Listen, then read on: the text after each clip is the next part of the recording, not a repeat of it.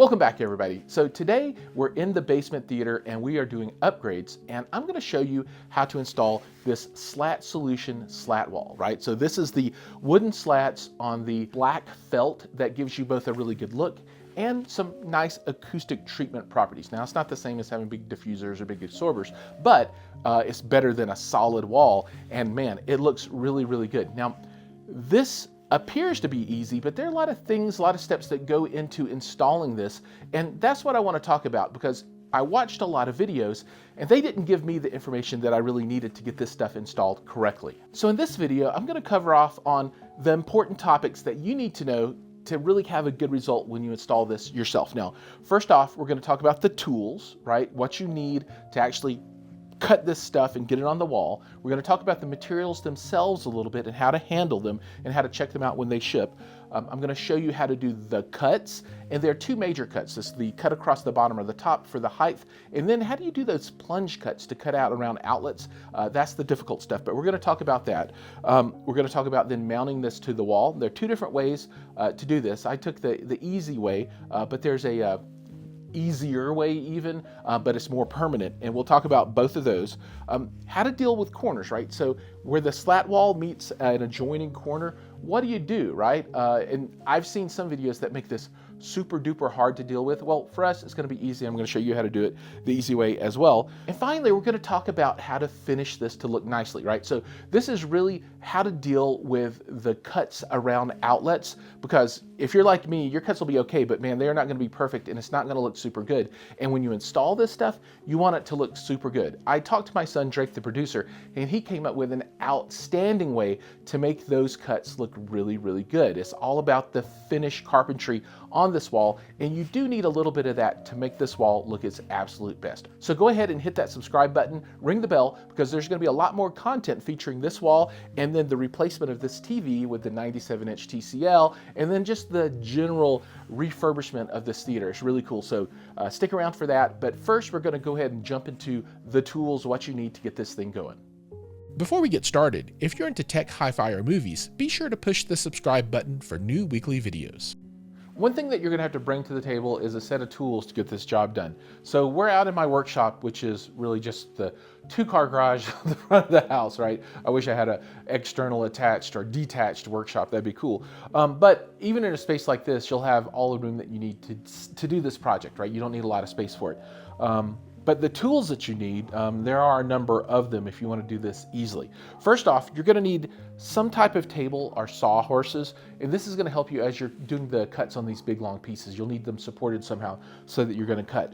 I'm going to kind of just work left to right on this table and go through everything. So you'll need a tape measure for measurements, some type of pencil to make marks.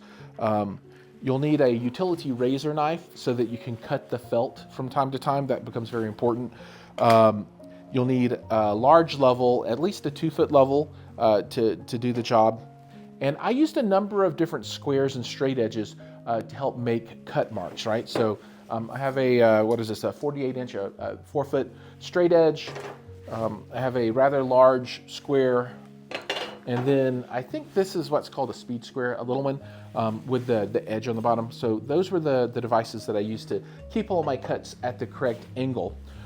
I did use a flashlight from time to time because my 51-year-old eyes can't see anything anymore. So extra light was super helpful. A set of pliers will be needed if you're going to have to remove the staples from the back of the felt to remove a piece of wood. Hopefully your cuts don't end up that way, but if they do, it's no big deal. A pair of pliers will get those staples out, and those slats will come off quite easily. Then for the power tools, there were 3 power tools that I used. A skill saw, right? And if you have a skill saw with a guide so you can make super straight cuts, that's going to be even better. I didn't, so I just freehanded everything, and it worked out just fine. A screwdriver so that you can attach the screws, and what I am not showing here is the box of drywall screws. So I used black drywall screws. I also used painter's tape, and you'll see that in the section of the video where I show how to do the cuts. It really makes a huge difference for splintering and those kinds of issues if you tape all this stuff down. And then the last one is I I don't even know what this tool is called, but you put the little blade on here and the blade goes left and right. I think it actually, just goes a few degrees left and right, and you can make plunge cuts with it. You'll see it in the video, but this is very important when you want to cut out for outlets and that kind of stuff. All right, so that's the set of tools that you need. If you're not a big carpenter, maybe you've got a buddy you can borrow this stuff from. For me, over the years, I've just accumulated these things. The one item that I think might be out of the ordinary for folks is this blade. And you can accomplish that in other ways if you want to, but for me, I had already invested in this and it made a big difference in just being able to jump through those pieces really quickly and make those cuts. But those are the tools that you need. So now let's move on. Here we are in the garage with the SlatSolutions delivery. And I just wanted to put this into scale for you so you can kind of understand what you're going to be getting yourself into, right? So this stuff is big, right? So obviously it goes from floor to ceiling, right? But I don't know if the impact really gets you until you have it in person. This stuff is humongous. Now, another thing is that this is immensely heavy, especially when you have, oh gosh, I think this is 9 sheets of the 2-foot wide acoustic paneling. Is super duper extra super duper heavy, right? So be ready for that as well. This is now parked in the garage and well, it's not going anywhere except piece by piece down to the basement after it gets cut for installation. It's just that heavy. We actually tried to put this on furniture rollers and it destroyed them. It broke the furniture rollers because it was so heavy. So once you get it parked, unless you are superhuman, it's probably not going anywhere. We've got our tools, we've got our materials, and now it's time to get the work area ready. And really this is just clearing space around the wall. So move all your furniture away, get everything off the wall, leave yourself a good 4 feet in front of the wall so you can lay the panels down, walk around, move, that kind of thing.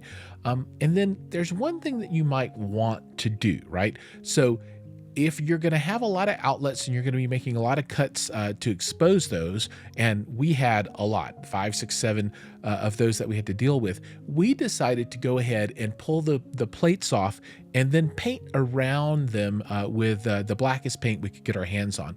And this is just because there's no way you're going to cut all of this stuff exactly perfect, right? So you're going to see some of the existing wall color between the cuts that you make in the slat wall and the actual outlet covers themselves. And since we're trying to go for that darker motif, we wanted it all to be black. We went and bought some peppercorn black. That's the one, that's the color. And we taped off and painted around all of the different outlets on the walls. Now, is it necessary to tape it and do that stuff? Not really. You could just pull the plates off and then slap some paint around it and just make it larger than you think you would cut a hole. And you need to only go out maybe 2 or 3 inches around each of the outlets. And that will get you in a spot where you don't have to be perfect with your cuts and it'll still end up looking pretty darn good. Now let's talk measurements and cuts. So the measurements for this is pretty straightforward, and I think most of us are going to be okay with a tape measure. And for me, since I was using solid pieces, meaning that I didn't have to like cut stuff in half or, there's like some kind of spacer in between, anything odd, it was really straightforward. So I would just measure on each side of where I felt the 2 feet would take me, right? So on the left side, right side, and then I would pick the smaller of the 2 measurements because, the walls are never exactly level. At least in this basement, it was pretty wonky. And you don't want to have it too tall on one end and too short on the other. Anyway, that's how I did the measurements. And then it came time for the cuts. And I'll show you that here in just a second. But you will also have to measure for outlets. And this is the most difficult piece, right? Because you need to identify where this outlet is going to fall and then cut that piece out of the tall piece of slat. And I just did that by figuring out, distance from the bottom of a piece to the bottom start of a outlet hole to the top, and then from the left to the closest side and then to the further side. And then I just measured it out and used the square to make it all square, drew lines, and then cut. All right, so now let's talk about the specifics of actually cutting. On the screen, you can see the final setup for our standard methodology for cutting this stuff. So, we'd put on painter's tape and get it down into all of the nooks and crannies. And then we would also cover up the piece that was not being cut off with some type of material to try and keep the sawdust off of it, because I discovered that the sawdust, when it got into this felt, it's really hard to get out, right? It turns it brown, and it's a pain in the butt to turn it black again. So we tape this stuff off. We put on some protective material to kind of keep the dust off of the stuff going on the wall. Got the line marked, and then we just run across it with a skill saw. I often would have my son hold a flashlight so I could see things a little bit more clearly, but all in all, it's pretty straightforward to get those big cuts done. Now let's talk about the cutouts for utility plates, right? So this is for power or network or anything else coming out of the wall that's going to have a plate cover there. So for me, the two tools that worked out really here was the oscillating multi-tool. I looked up what it's called, and just a razor knife. And I found that if I could just not cut vertically through the slats, it made life a lot easier. So what I tried to do is for all of the vertical cuts, just follow one of the slats, cutting the felt only. And then for the horizontal cut where you had to go across the wood, I would then use that oscillating multi-tool to cut that out. And that made the cuts a lot easier and a lot better looking. Now, they're not gonna look super perfect still, but we'll cover off later in the video of how to make those look really, really nice. But using that strategy made these cuts pretty straightforward if you measured correctly. But remember, measure twice, cut once. When you've got a piece cut, let's talk a little bit about the mounting. And the way that I like to mount this stuff to the wall is, obviously I'm doing this in a vertical orientation, and I like to have the top lip. So if you look at each side, there's going to be a section that ends with a piece of wood with a notch under it, and then the other side will end with the felt sticking out. So I like to have the piece of the felt sticking out going to the right, and that's going to butt up against a corner, and we'll talk about the corners in a bit. And then the raised wooden piece is going to form a lip on the left-hand side. And what that will allow you to do is when you bring your next piece in, you can slide that next piece under that piece of wood, and it'll help you keep that steady. And if you're doing this alone, that's a huge benefit. Now, if you've got a friend, not necessarily as big a deal, but alone, it really helps you get this stuff up on the wall. Now, to actually attach this to the wall, there are two different methods that I think are the best ones. And the second method really is in combination with the first. So the first method is really just between the slats in the felt, just use drywall screws and then screw this straight into the wall. And the way I did it is I did a screw 3 inches from the top, 3 inches from the bottom, and then about halfway through. I went actually a little bit lower than halfway on mine. And then I allowed 2 felt stripes in between each of the screws. And for me, that gave a nice tight fit on the wall. The second method of attaching the SlatSolution slat wall to the wall is to still use the screws, but use some construction adhesive on the back of the panels themselves. Now, this will make this installation pretty much permanent, because when you pull these things down with that adhesive, whatever finish there is behind this is going to bring some of that material down as well. You know, I wanted to be able to pull this stuff off and not take down the finish behind, and that's why I just use screws myself. But I think the better method and my recommended method is to use that construction adhesive as well. Not that you're going to have resonance with the felt touching the wall, that's going to be nice, but it will make that have a tighter seal and maybe less headaches and less worries down the line, because you know it's never coming down until you rip it down. Now let's talk about how we start the installation with what I call the starting corner. So this is going to be the side that you build from, and I build from the right-hand side as you're facing the wall to the left. And I take the existing felt edge that's part of the slat wall, and that's what butts up against this far corner, right? So I'm not cutting that off and taking wood all the way up. I'm using that edge.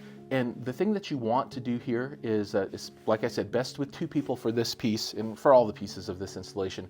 But you'll get your level, you will have this cut to size, you'll slide this up, and then you want to then shimmy the top or bottom to give you a vertical level, and then you'll butt this felt up against the wall as hard as you can. Now, if your wall on this side is not level, what you can do is you can come back and you can cut this felt. So, you know, if you're tilting in or out, you can cut a little bit off so that you can get a good nice push against this so that your slats are vertical, and then the felt fills in this entire gap. So that is a wonderful, easy way to get this started and have the black continue all the way to the edge, but not have to cut any wood. Now, the other piece that you need to be careful about is the ending edge. So remember, I'm building from right to left, and at the end, you might run into a piece where you're actually in a slat. And that's what happened to me, right? So if you look closely, you can see that the felt extends out into where a slat should have been. Now, what you don't want to do is try to start cutting through the middle of a slat against your end wall, because that's going to look horrible. The easy way to do this is these slats are all attached with staples through the back of the felt. Simply remove your last slat and then cut that felt to the point where it butts up against the end wall. And that will give you a beautiful finished seam. It extends the black all the way through with the same material, so you're not trying to paint edges or anything like that. A really nice look. This is the most challenging aspect of installing slat wall from any provider, whether it's SlatSolution or any other, and that's the cuts around your outlets. There are lots of different strategies to handle this, but I didn't have a good one when I got started with this, so I just did my best to start. So I simply cut out around where the plugs would be in any way that I could. So I ended up cutting through the middle of some of the slats to do this, and then on others, I just cut to the edge of the felt so that I didn't have half a slat available. But as you can see, this looks absolutely horrible, and I was very dissatisfied with the end result here. So not knowing what to do and not really seeing a good solution online on any of the other videos, I went to Drake, the producer, and I said, dude, help, what can I do? He came up with a really great solution that makes this look nice, and he's gonna tell you all about it now. In order to make the cuts in the slat wall look nice, we decided to make our own trim plates, which look like these. To build them, we first designed them on Tinkercad, a free 3D design software. After that, we printed them at home on our 3D printer. This is Tinkercad, and this is one of the wall plates we designed. You can use Tinkercad to design any of the trim plates that you need for your installation. Now let's talk about the end result of the items that Drake put together. And so those are these trim pieces, and we're going to install these. Now, what I would suggest doing is that for these, get a little bit of earthquake putty, and you can put on the inside of these to keep them in. I'm just going to use friction force to insert them, but you can see the difference this makes immediately. I mean, this goes from a very unattractive situation to what I consider to be pretty darn good looking, right? Now, one thing to keep in mind too is as you do this, on the inside of this, you might want to put a little black trim paint, which you saw us do in the wall prep for this. And then this is the insert panel that he created for this section here, and that'll be held in with screws since it's larger. But that strategy, using the 3D printer to create these custom forms, really makes a huge difference in the look of this wall.